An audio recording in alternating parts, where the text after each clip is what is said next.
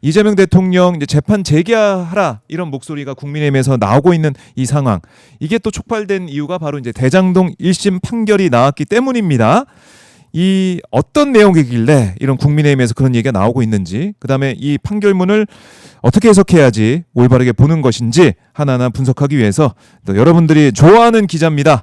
김종훈 오마이뉴스 기자 모셨습니다. 안녕하십니까? 네, 반갑습니다. 잘 계셨습니까? 김 기자 고생이 많습니다. 아닙니다. 재판 다 팔로우하랴. 재판이 또 한두 건이 아니니까. 그렇죠, 많습니다. 너무 많죠. 그걸 다 하느라고 너무 고생이 많으신데, 자, 오늘 저희가 대장동 1심 판결문을 또 보고 김 기자가 정리를 너무 잘해가지고 여기저기 난리가 났죠. 이렇게 정리를 잘할 수가 있을까라는 생각을 할 수밖에 없는데, 자, 1심 판결문 이게 나오니까 제가 언급한 것처럼 국민의힘의 해석, 또 민주당의 해석이 좀 나눠진 것 같아요. 그렇죠.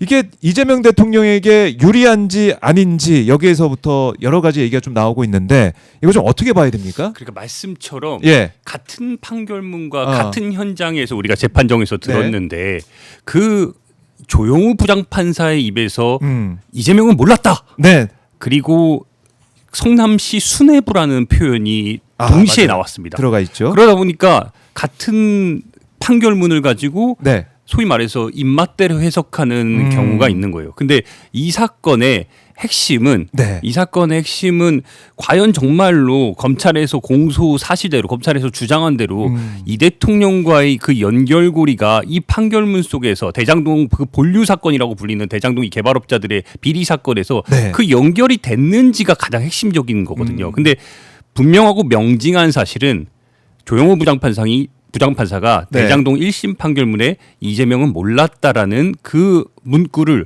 확고하게 집어넣었다는 겁니다. 그 사실은 분명한 사실이에요. 이재명은 몰랐다. 이재명 대통령은 몰랐다라는 것을 확실하게 해놨다. 판결문을 아예 오늘 좀 들고 왔는데 이게 이제 판결문인데 판결문의 일부를 들고 왔습니다. 이 전체 판결문이 740페이지입니다. 그렇기 때문에 제가 이제 일부를 축소해가지고 이렇게 들고 왔는데 깨알같이 지금 굉장히 그래서 여기서 요거 하나만 좀 읽어드리겠습니다. 216페이지에 나오는 내용인데 216페이지 판결문 이런 내용이 있습니다. 이걸 한번 우리 저희 시청자 여러분이 한번 들어보시기 바랍니다. 이재명은 피고인 유동규 등이 민간업자들로부터 금품돼지 접대를 받은 사실을 제대로 알지 못하였던 것으로 보이는 바 피고인 유동규 등과 민간업자들의 유착관계가 어느 정도로 형성되는지 모르는 상태에서 비교적 자유롭게 수용 방식으로 결정할 수 있는 위치에 있었던 것으로 보인다라고 말했습니다. 여기서 이제 명징하게 제대로 민간업자들과 유동규 등의 금품 내지 접대를 받은 사실을 알지 못했다, 모르는 상태였다고 확실하게 얘기를 했고 유착관계를 모른다고 말했습니다. 이 상황에 대해서 이런 명징한 문구를 가지고 왜 입맛대로 해석하는지 그 부분이 참 안타까운 지점이고, 다만 왜 그런 해석이 나왔냐, 요것 때문에 그렇습니다. 부정적인 내용이 있는 거예요. 그게 또 있어요? 그렇습니다. 이재명, 정진상 등 성남시 수뇌부는 유동규로부터 남북, 정영학 등 민간업자들이 환지 방식으로 진행하면서 자신들이 대장동 개발 사업 시행자가 되기를 원한다는 사실과 김만배, 남욱, 정영학 등 민간업자들이 이재명 시장 재선을 도와준 사례 등을 모두 보고받아 알고 있었던 것으로 보인다라고 말했습니다. 언뜻 들으면은 두 가지가 어떻게 상충되는 것처럼 보이고, 그렇죠. 긍정적, 부정적 내용 이게 이제 다 들어가 있어가지고 헷갈릴 수가 있는데, 이건 지금 어떻게 그럼 평가를 해야 됩니까? 근데 우리 앵커께서도 아시겠지만 이 사건의 피고인은 이재명 대통령도, 정진상 전 실장도, 김용 전 부원장도 아닙니다.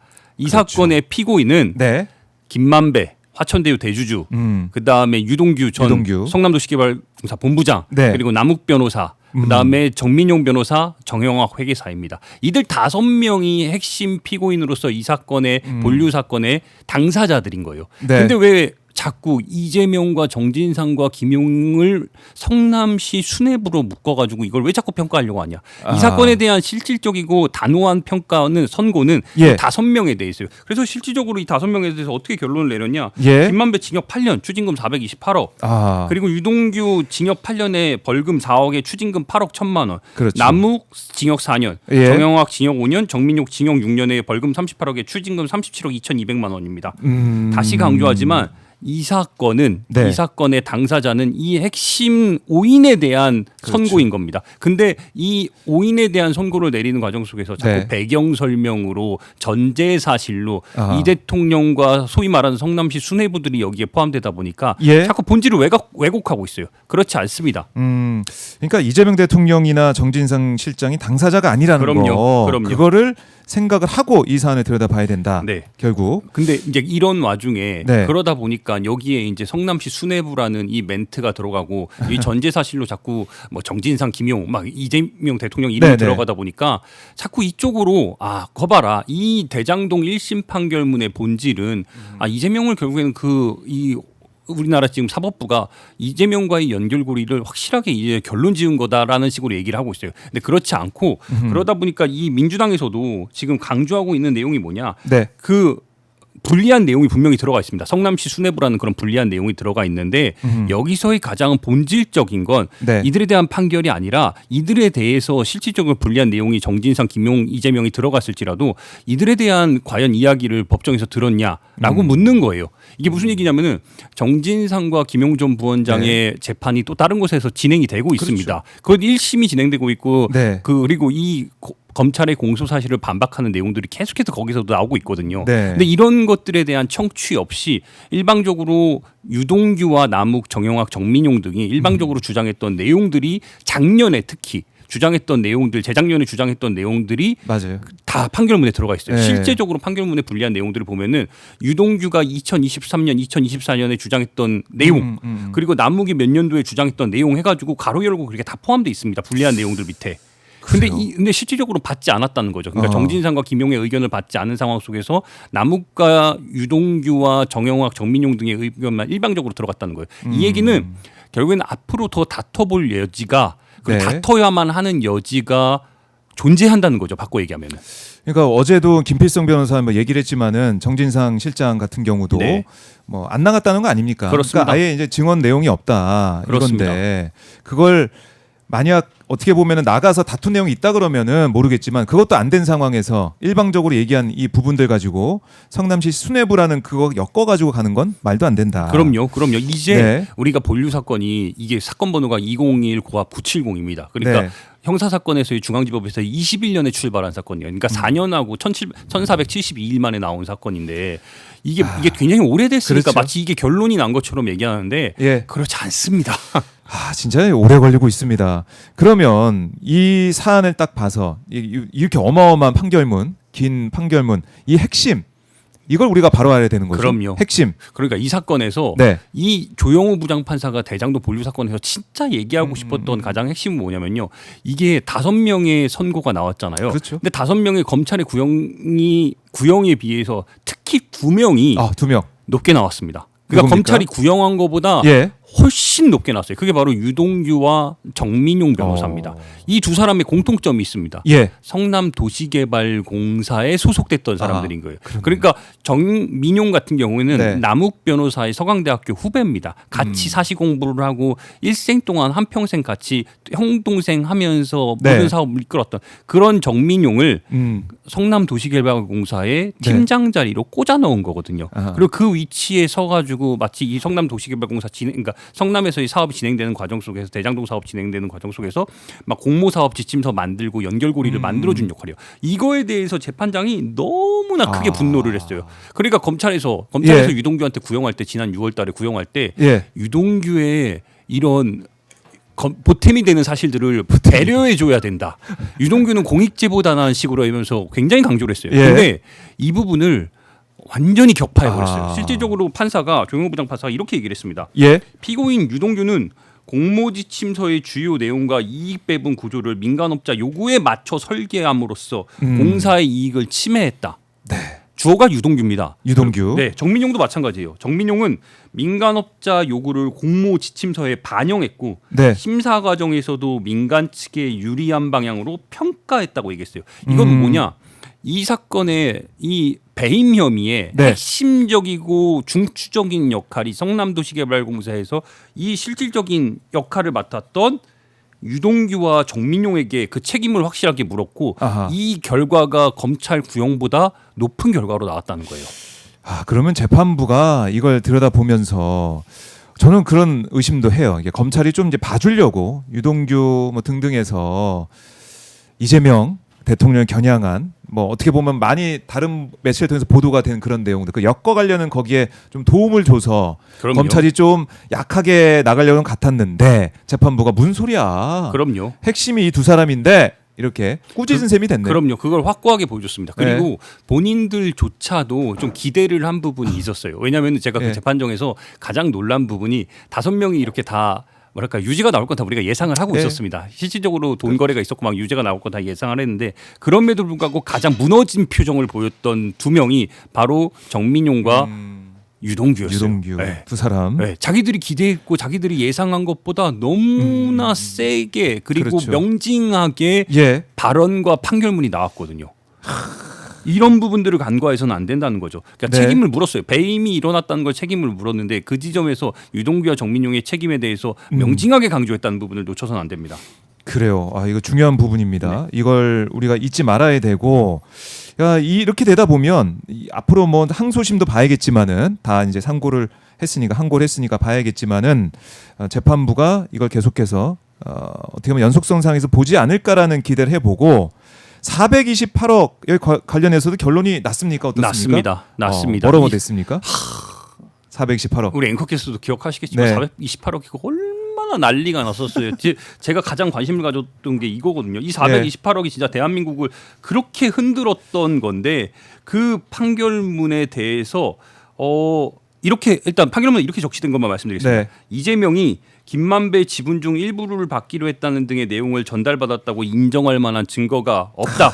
예. 달리 이를 인정할 만한 증거도 없다. 아하. 따라서 유동규의 진술처럼 나중에 이재명을 위해 쓸 수 있도록 지분을 받았다 하더라도 사실상 이재명이 이를 약속받은 것으로 평가하기는 어렵다라고 자. 말했습니다. 그러면은 428억의 주인이 그렇게 난리를 쳤던 지난 대선 속에서 20대 대선 속에서 428억 그분이 그 저수지가 이재명이다라고 그렇게 강조했던 그 내용이 여기에 설사 지금 이 판결문 속에서 성남시 수뇌부라고 그렇게 강조를 해놨는데 네. 그 성남시 수뇌부의 최종적이고 불가역적인 받아야 될 저수지 금액이 428억인데 그 금액을 그 연결고리조차도 일단은 그 판결문 내에서 내부적으로 무너지고 있는 거고 그렇네요. 그리고 이재명이라는 이름 자체에 인정할 만한 증거가 없대요. 형사 사건에서 증거가 없대요. 네. 이런 상황 속에서 그러면은 뭐. 지분을 받았다 하더라도 이 상황에서 유동규가 네. 이거 이재명을 위해서 쓴 돈이라고 말했는데 이거 이렇게 평가하기 어렵다라고 이번 대장동 1심 판결문에 나와 있다는 겁니다. 그냥 그야말로 어떻게 보면은 전율이 느껴지는 그런 그럼요. 판결 내용이에요. 이런 내용들이 있는 거예요. 근데 이런 예. 것들을 다 차치하고 성남시 수뇌부. 그렇네. 네. 이런 내용이 있는 겁니다.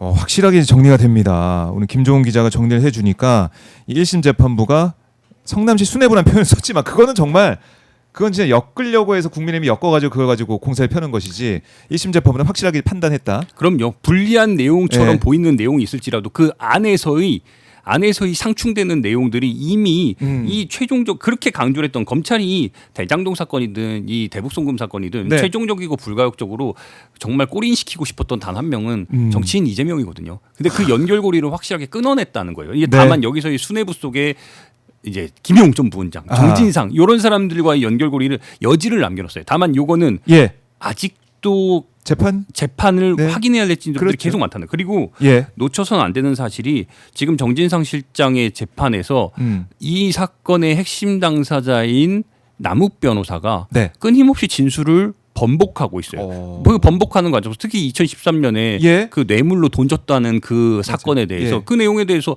그거 검찰한테 형들 발언 들어가지고 그런 거다라고 얘기를 했어요. 그러면 자기가 그 너무나 김용전 부원장이 유죄받는데 가장 핵심적인 발언이 된 건데 진술이 된 건데 네. 이걸 번복하고 나서 그거 왜 번복했냐고 막 따지니까 아하.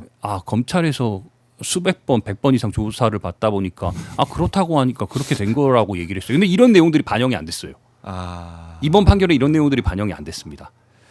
그러면 앞으로 이런 내용들이 반영이 되고 그다음에 정영학은 여전히 네. 그 평당 분양가, 그 배임 사건의 가장 기초가 된 그 평당 분양가가 검찰에 조작된 증거를 통해서 자기가 맞춤 진술을 했다고 강조를 하고 있거든요. 이번에 물론 배척은 됐습니다. 이게. 근데 이건 여전히 다퉈봐야 될 내용들이 너무 많아요. 네. 정민용 역시 마찬가지예요. 정민용도 윤석열 명예훼손 사건에 나와가지고 자기가 진술을 이렇게 검찰의 내용대로 맞춰서 한 내용 이유가 끊임없이 압박받아서 한다고 얘기를 했어요. 그러니까 핵심 당사자 중에 이미 네. 원래 김만배만 그대로 자기의 진술을 유지한 상황 속에서 핵심 당사자 중에 4명이나 만배는 그대로 변함이 없었고 네. 나머지 4명 중에 유동규를 제외한 3명이 아하. 검찰의 공소 사실에 전면적으로 반박하는 내용들을 발표하고 있다는 거예요. 이거를 놓쳐서는 안 된다는 겁니다. 앞으로 재판 남은 재판에 김용전 네. 부원장의 대법 재상고심도 있고 있죠. 그리고 지금 정진상 실장의 재판. 1심 예. 재판도 있고 김만배 사건도 있고 막 곽상도도 있고 여러 가지가 있거든요. 네. 이런 사건 속에서 우리가 놓쳐서는 안 되는 지점들이 뭐냐. 결국에는 이 핵심 당사자들이 검찰의 공소사실을 정면으로 반박하고 있는 진술들을 쏟아내고 있다는 겁니다. 이걸 놓쳐서는 안 돼요. 이거를. 근데 이게 지금 다른 언론이나 이런 데서는 명확하게 다뤄지지 않고 있는 것 같아요. 그렇죠? 이런 중요한 포인트들, 포인트가 부각이 안 되고 있어요. 그러니까 이게 참으로 예. 안타까운 얘기가 뭐냐면요. 대장동 공판이 너무 오래 계속되다 보니까 음. 미안한 얘기긴 한데 법조 기자들 한 사람으로서 미안하긴 한데 안 들어와요. 아.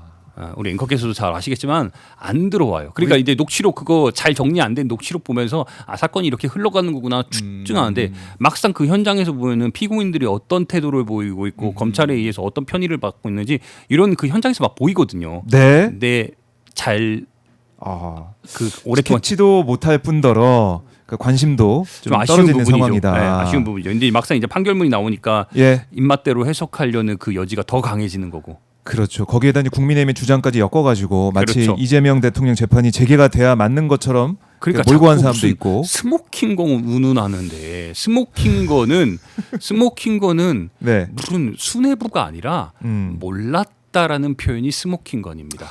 이 사건에선 그렇네. 네. 이재명 몰랐다. 몰랐다. 그리고 뭐 증거 없다. 그렇네요. 아니 이 형사 사건에서 증거 없다는 표현 이외에 뭐가 더 있겠어요? 그렇네요. 그래서 김종훈 기자가 앞으로도 열심히 재판 현장에 가서 아유, 그 진실을 보고 오마이 TV 박종현 스파 와가지고 꼭 말씀하셔야 됩니다. 고맙습니다. 네, 앞으로도 저희가 자주 김종훈 기자와 함께 재판 진행 사항들 살펴볼 테니까요. 여러분들 시청자 여러분들 어디 가지 마시고 박종현 스파 보시면은 재판 상황 잘 알 수 있을 것 같습니다. 자, 김종훈 기자 오늘 저희가 이제 시간이 좀 짧아가지고 압축적으로 얘기를 좀 했는데 다음에 모셔가지고 좀 길게 들어보도록 하고 보니까 슈퍼챗도 아까 보내주신 분이 계세요. 야, 우리 하루님께서 항일로드 2,000km. 김종훈 기자 그리고 또 일본 여행으로 만나는 항일의 흔적 10개 도시 50곳 역사 현장 답사기 이 구매를 통해서 김 기자에게 힘을 실어 드립시다. 책 광고하세요. 네, 시간 드리겠습니다. 예, 책 광고하십시오. 네. 예, 제가 실은 오늘도 이거 배지를 이거 직접 배지. 제작한 겁니다. 이거 윤동주 배지예요. 그래서 제가 그렇구나. 실은 광복절을 맞아가지고 제가 예. 원래 이제 법조 기자긴 하지만 그 독립투사들에 대한 그 알림, 그렇죠. 그러니까 이런 거 선양하는 것도 굉장히 진심으로 하고 있거든요. 근데 그 과정 속에서 지난 광복절에 항일로드라는 책을 냈는데 네. 많은 분들이 마음을 나눠주고 계세요.